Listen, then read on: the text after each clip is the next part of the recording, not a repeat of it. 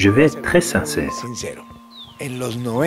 Dans les années 90, il y avait des hommes de Dieu de renommée de l'Esprit.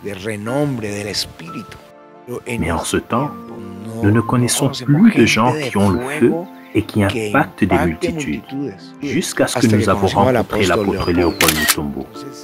C'est la raison pour laquelle nous l'avons invité afin que son onction impacte et élève d'autres puissants hommes de Dieu. Les gens ont besoin de voir un homme de Dieu et de savoir comment Dieu l'utilise, afin qu'il soit une inspiration pour ces derniers, qu'ils puissent prier et monter dans d'autres dimensions. C'est un docteur de la parole de Dieu. Il est profond dans son enseignement. Ce n'est pas quelqu'un de superficiel. C'est quelqu'un qui enseigne des choses profondes afin de construire des bases solides sur lesquelles pourra s'élever l'Église de demain.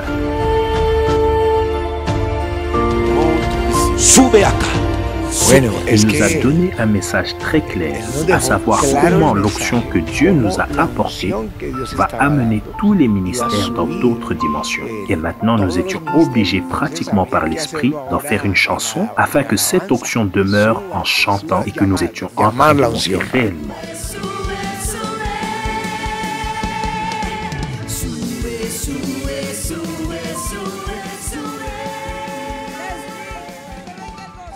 Pas seulement moi, tous les pasteurs qui ont participé à ce congrès, parce que c'est une onction fraîche qu'on n'a pas vue en Amérique, non plus en Europe. Et nous avons besoin de cette onction afin de changer notre mentalité, que nous puissions arriver à faire des choses glorieuses pour Dieu. Et ceux qui l'enseignent, l'Église du monde en a réellement besoin. L'apôtre Léopold, Dieu a fait de lui un homme sans limite. Il n'a pas de limite dans sa mentalité, dans son esprit. Il a une onction sans limite.